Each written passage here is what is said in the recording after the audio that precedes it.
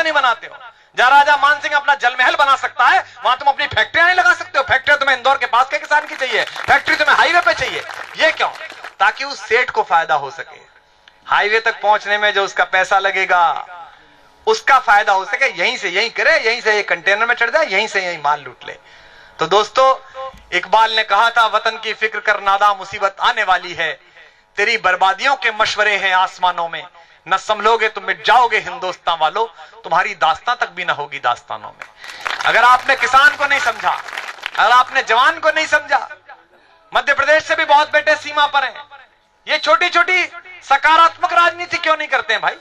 आइए राजनीति करते हैं। आपने घोटालों उसने कहा आपके यहाँ तो बड़ा बड़ा बंगला मिलता है, भारत में ऐसा नहीं मिलता, कैसे बनाया?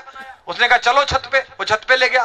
बोले वो नदी देख रहे हो? बोले हाँ जी। वो बोले बांध उस पे देख रहे हो, पुल बना हुआ है? बोले हाँ। बोले ये हमने बनाया था, इसके 10% से बंगला बनाया। मंत्री भारत आ गया। 1 साल बाद जापान का मंत्री भारत आया, भारत के मंत्री का और भी बड़ा बंगला। बोले आपने कैसे बनाया? बोले चलो छत पे। बोले वो नदी देख रहे हो? बोले जी हाँ। बोले उस पर पुल देख रहे हो? बोले पुल तो नहीं दिख रहा। बोले बस उसी के 100% से बना दिया हमने, पुल बनाया नहीं, हमने बंगला ही बना दिया। तो आपने घोटालों में तो बहुत कंपटीशन करे, एक ईमानदारी में कंपटीशन करके देख लो। वर्ल्ड कप में जो आदमी जीतता है, वर्ल्ड कप में जो टीम जीतती है, भारत की आधिकारिक टीम नहीं होती, भारत की राष्ट्रीय टीम नहीं है। बीसीसीआई कोई प्राइवेट लिमिटेड कंपनी में नहीं है, क्लब है जिसके खिलाड़ी हैं वो लोग।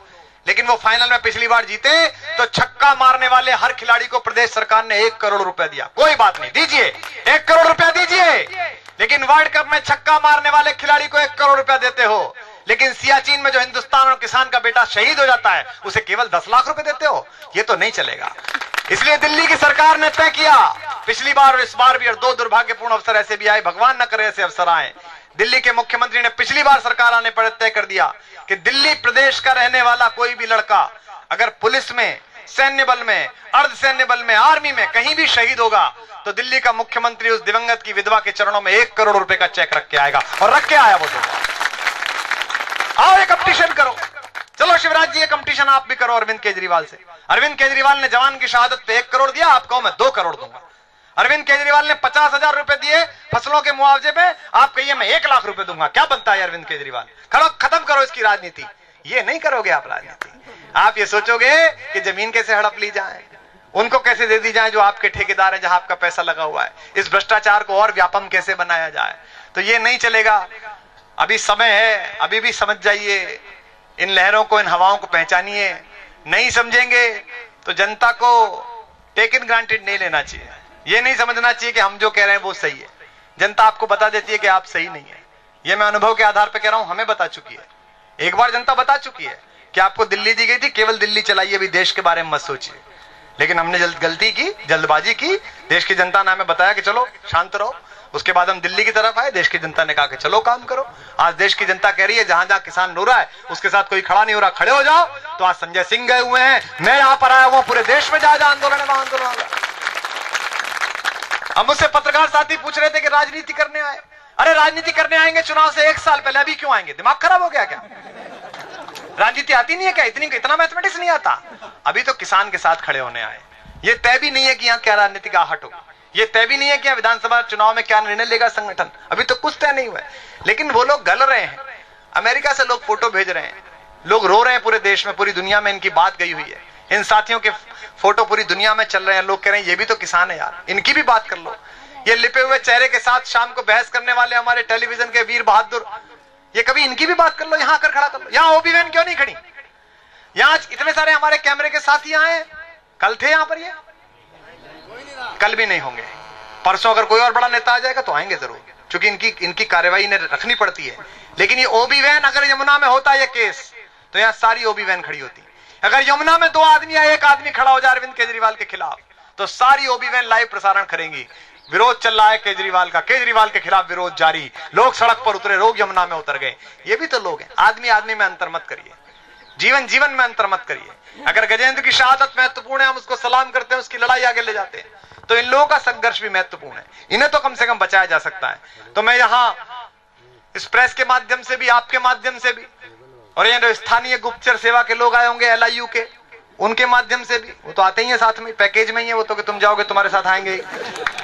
जो इंटेलिजेंस ब्यूरो के लोग आए होंगे उनसे भी कहना चाहता हूं, आप भी किसी के बेटे हैं, आप भी किसान हैं, किसान के पुत्र हैं। महाभारत की लड़ाई में अक्सर ऐसा होता है कि नौकरी सामने वाले की करनी पड़ती है, कहना अपने मन का पड़ता है। पांडव 5 थे लेकिन इसीलिए जीत गए क्योंकि पांडवों के पक्ष के जितने बड़े योद्धा थे वो सब पांडवों के साथ थे। वो चाहते थे हम हार जाएं, ये लड़के जीत जाएं। तभी तो ऐसा होता था कि शाम को जाके बाबा से पोते पूछते थे कि बाबा जब तक आप नहीं मरोगे हम कैसे जीतेंगे, और बाबा खुद बताते थे कि बेटा मैं ऐसे मरूंगा। तभी तो ऐसा होता था कि गुरु द्रोणाचार्य से अर्जुन खुद पूछने जाते थे कि गुरुजी जब तक आप नहीं मरोगे हम कैसे जीतेंगे, तो गुरुजी बताते थे। तो ये जो हमारे कैमरे के साथी हैं, इसके पीछे खड़े हुए लोग हैं, मैं इनको भी समझता हूं, इनकी बात भी समझता हूं, इनसे भी अनुरोध है। बाकी जो साथी यहाँ आए हैं, मैं भी मुख्यमंत्री से दोबारा प्रयास करूंगा संवाद करने का और उन्हें वस्तुस्थिति बताऊंगा कि या तो आपके लोग आपको गलत बता रहे हैं या आप गलतफहमी में हैं, दोनों में से एक बात है। अगर आप ये कह रहे हैं केवल 200 के आसपास कुल किसान हैं और ये तो जबरदस्ती हो रहा है, ये तो अराजकता फैलाने की कोशिश कर रही है, मैं भी ऐसा समझ सकता था। लेकिन मैं जैसा आया हूं, जो मैंने आपको देखा है, जो संघर्ष देखा है, ये अराजकता तो नहीं है साहब, ये कुछ और है। ये तो अंदर की आग है, ये तो पीड़ा है, ये तो किसान की धरती माता डूब गई है, उसका शोक है, उसका विलाप है। और इस विलाप को आप नहीं समझेंगे तो हो सकता है राजनीतिक रूप से आपको रोना पड़ जाए, आने वाले समय में आपका रुदन हो जाए। इसलिए आप सबसे अनुरोध है, आपने ध्यानपूर्वक इन बातों को सुना, अपने संघर्ष को जारी रखिएगा। मैं उन सब सत्याग्रहियों को सलाम करता हूं, उन सब सत्याग्रहियों को प्रणाम करता हूं और दिल्ली से मुझे यह संदेश देने के लिए आपको भेजा गया है कि आपकी इस लड़ाई में आम आदमी पार्टी आंदोलन, जो एक राजनीतिक शुचिता का आंदोलन है, वो पूरी तरह से आपके साथ रहेगा। एक आखिरी अनुरोध जहां जितने लोग हैं उनसे यह भी करता हूं, टीवी देखिए, खबरें पढ़िए, यकीन मत करिए, बिल्कुल यकीन मत करिए, क्योंकि लश्कर भी तुम्हारा है, सरदार तुम्हारा है। तुम झूठ को सच लिख दो, अखबार तुम्हारा है, रोज लिखा जाता है। अपनी आंखों से नाप कर देखिएगा। मैं 1 वर्ष बाद आप सबके पास इतना पैसा हो, ईश्वर से प्रार्थना करता हूं, आप सबको आमंत्रित करता हूं, दिल्ली आइएगा और देखिएगा जो दिल्ली में लोग हैं उनसे पूछिएगा कि दिल्ली में बिजली के बिल आधे हुए कि नहीं हुए।